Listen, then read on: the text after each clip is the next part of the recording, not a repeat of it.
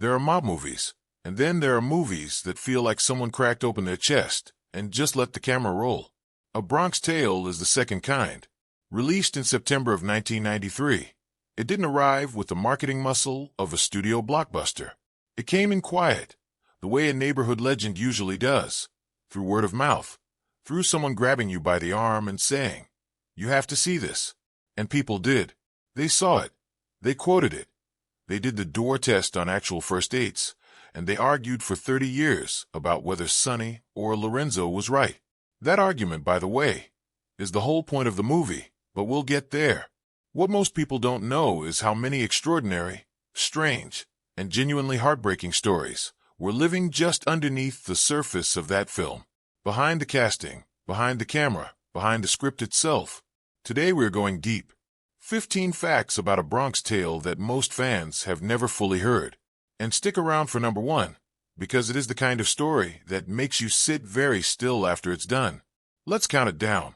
Before A Bronx Tale was a film, before it was a Broadway musical, before it was a cultural artifact that Italian-American kids passed down like a family recipe, it was a one-man play that a bouncer wrote in about 6 weeks. Chazz Palminteri had been grinding through Hollywood for years with small parts that paid almost nothing and led almost nowhere.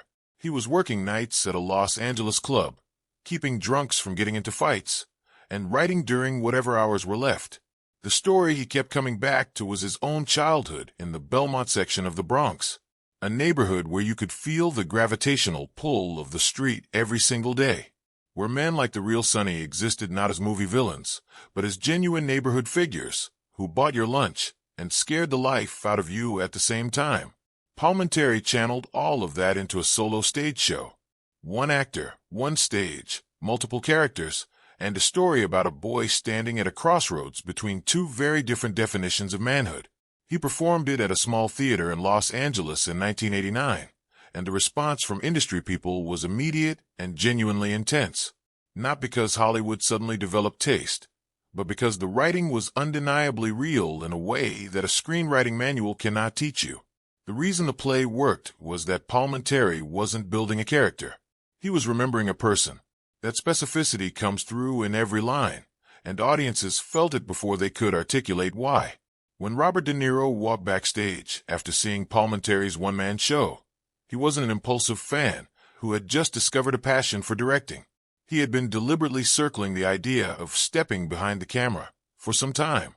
People close to him during that period have noted in interviews that De Niro was thoughtful and patient about finding the right first project. He wasn't going to direct something simply because the opportunity existed. It had to be worth doing. A Bronx Tale cleared that bar immediately.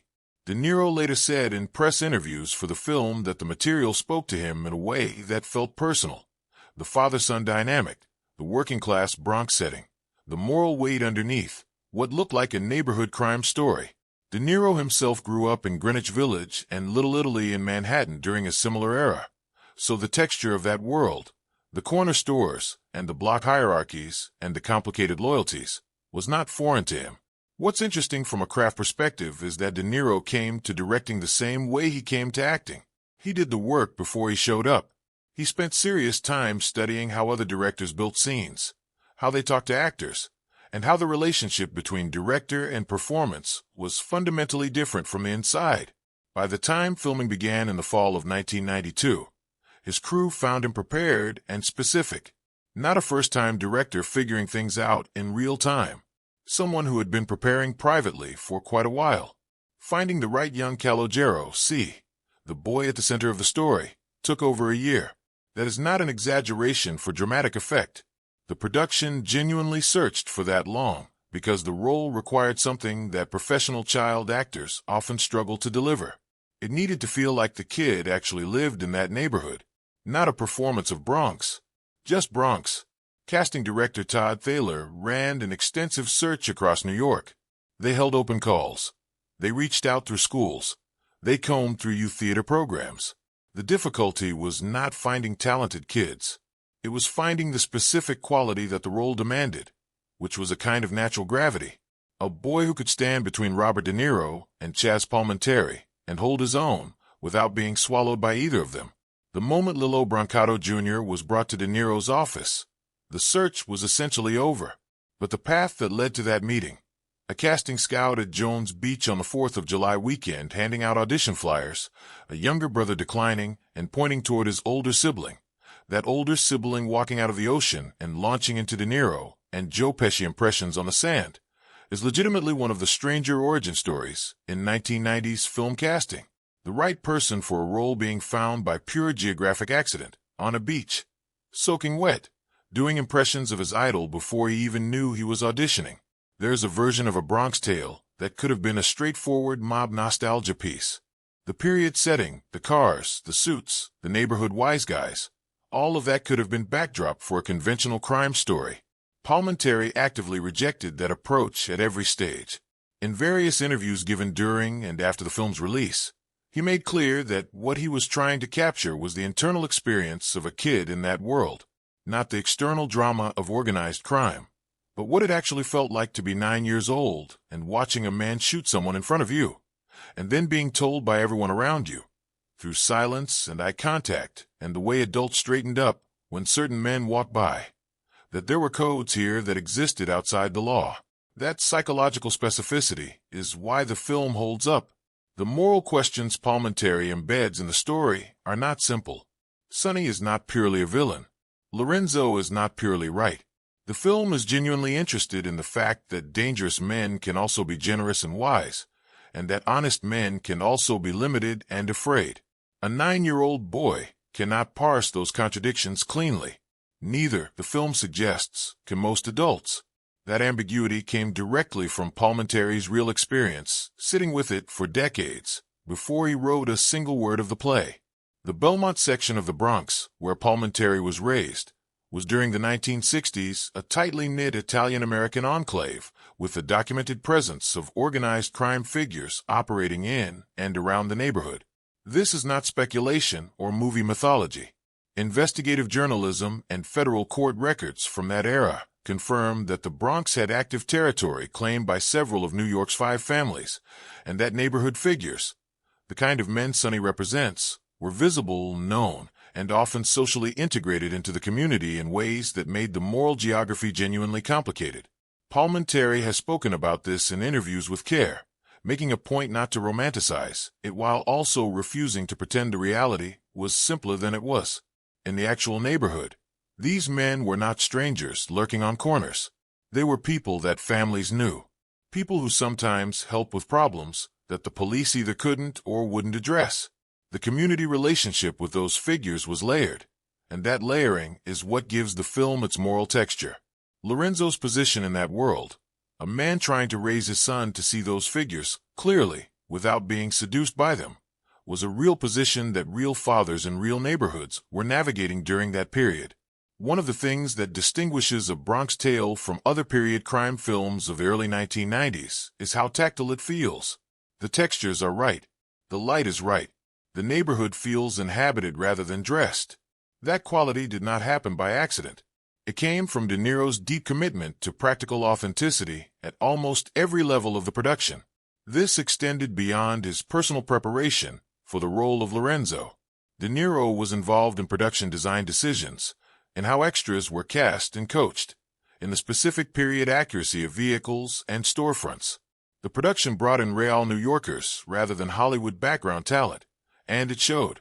The body language in crowd scenes, the way people move and cluster and ignore each other and engage, that comes from people who actually know how to exist in a New York neighborhood rather than people performing the idea of one. The choice to shoot primarily in Astoria, Queens, was practical for several reasons that Palminteri has discussed, including his reluctance to disrupt the actual Belmont neighborhood where his family still had connections. But within Astoria, the team worked to recreate Belmont's 1960s character with serious attention to detail. Period signage, period vehicles, clothing sourced to the specific era. The result was a set that actors could actually inhabit rather than self-consciously occupy. The soundtrack of A Bronx Tale is one of its most underappreciated elements. Rather than commissioning an original score in the conventional sense, De Niro and music supervisor Bud Carr built the film's musical landscape around actual songs from the 1960s. Doo-wop, early soul, rhythm, and blues, the specific musical culture that would have been playing on radios and coming out of storefronts in the Bronx during that decade. This approach was less common in early 1990s period films than it has since become. The tendency was often to use period music selectively and fill the rest with a conventional orchestral score. A Bronx Tale leaned into the music of the era as character, as a way of establishing not just setting but emotional texture. The doo-wop sequences in particular function almost as counterpoint to the violence and moral weight of what's happening on screen. That contrast is not accidental.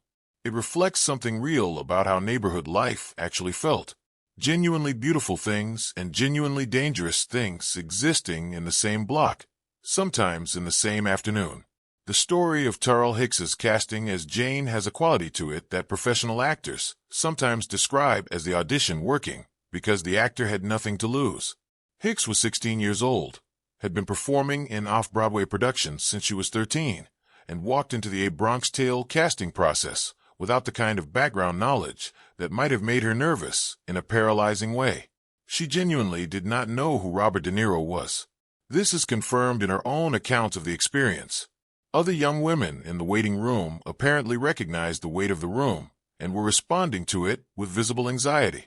Hicks read it as a regular professional audition for a film, treated it accordingly, and delivered a read that impressed De Niro immediately. What Hicks brought to the role of Jane extended beyond the audition room. Jane is not a passive figure in the story. She is the character who most directly challenges C to confront the racism that his neighborhood has instilled in him. The relationship between C and Jane is not a subplot that softens a hard movie. It is the specific test that the film sets up to determine whether Lorenzo's lessons have actually taken root. And Hicks played that with a grounded quality that the role absolutely required. Joe Pesci appears in A Bronx Tale in a role that is architecturally significant, but almost designed to be missed. He plays Carmine, the man at the center of the parking space altercation that opens the film. He is the reason Sonny pulls the trigger. He is also the man who appears at Sonny's funeral at the end of the film and quietly explains to C that Sonny had saved his life that day. Pesci's total screen time across both appearances amounts to roughly a minute, possibly less. And De Niro structured the role that way intentionally. The point of Carmine is not to be noticed. The point is to bookend the entire story with a single human life, the life that Sonny chose to protect, and the gratitude that life carries 30 years later to the funeral of the man who protected it. It only works if the audience has to think for a second about where they recognize Pesci from before the connection lands. By 1993, De Niro and Pesci had already collaborated on Raging Bull and Goodfellas, two films that define a certain peak of American cinema. Pesci showing up in a quiet, supporting capacity for De Niro's first film as director was a collegial gesture, the kind of thing that happens between people who have built something real together and show up for each other without needing the arrangement to be significant. The fact that the film ended up being the highest-rated entry in Pesci's filmography on Rotten Tomatoes is a piece of irony that the character of Carmine himself would probably appreciate. 1993 was an extraordinary year for a particular kind of American film. A Bronx Tale arrived in September of that year alongside or within close proximity of films that were each, in their own way, examining how young men in specific American communities navigated violence, loyalty, and identity. Menace to Society came out in May of 1993. Dazed and Confused arrived in September. The Sandlot had come out in April. What's Eating Gilbert Grape in December. This convergence was not coordinated. It was a reflection of something happening in American independent and studio filmmaking during that period. Coming-of-age narratives set in specific American subcultures were finding both creative momentum and audience appetite simultaneously. What distinguished A Bronx Tale within that group was its period setting and its explicit engagement with the father-son dynamic as a moral framework. While other films of that moment were largely contemporaneous, set in the 1990s or the recent past, Palminteri and De Niro were reaching back 30 years to examine how choices made in a very specific historical moment shaped lives for decades afterward. When A Bronx Tale was adapted for Broadway, opening at the Longacre Theater in December 2016, after a developmental run at the Paper Mill Playhouse earlier that year, the conventional wisdom was cautious. Gritty mob drama, with racial tension and genuine tragedy, is not the obvious raw material for a musical. The form typically softens what it adapts. It finds the warmth and amplifies it through choreography and big vocal moments. What the creative team managed to do was maintain the story's moral weight while expanding its emotional range. Palminteri wrote the book, keeping the autobiographical core intact. De Niro made his Broadway directorial debut on the production, co-directing with Jerry Zaks, whose experience with Palminteri's earlier one-man show revival gave the collaboration a specific continuity. The score came from Alan Menken, who brought his compositional fluency to a context very different from the Disney films that had made him famous. The show ran for 700 performances, making it the second longest run in the history of the Longacre Theater. In 2018, Palminteri himself joined the cast at select performances as Sonny, making him, as far as theater historians have been able to document, the only performer to play the same role across 3 distinct formats: a one-man stage play, a major motion picture, and a full Broadway production. That is an unusual distinction in any era of American entertainment. Mob films, as a genre, tend toward a kind of moral accounting at their conclusions. The criminal world is either glamorized through consequence-free triumph, or it is definitively punished in ways that restore a sense of order. The Godfather trilogy and Goodfellas both ultimately punish their protagonists, though in very different registers. Scarface punishes its protagonist with operatic excess. A Bronx Tale refuses that structure in interesting ways. Sonny dies, but his death is not presented as justice. It is presented as the inevitable arithmetic of the life he chose, the violence he initiated 30 years earlier eventually finding its way back to him. Meanwhile, Lorenzo, the honest man, the working father who did everything right, is left to watch his neighborhood change and his son grow into someone he can be proud of, but without the narrative payoff that genre conventions often provide for virtue. C survives and becomes a decent man, but nobody wins in any simple sense. Palminteri has been asked in various interviews about whether he was making a moral argument with the story, and his answers are consistently careful. He was not arguing that the mob life is worthless. He was not arguing that Sonny was wrong about everything. He was saying that both of his father figures gave him something real, and that figuring out which pieces to keep was the actual work of growing up. That complexity is what kept the film being taught in literature and film courses decades after its release.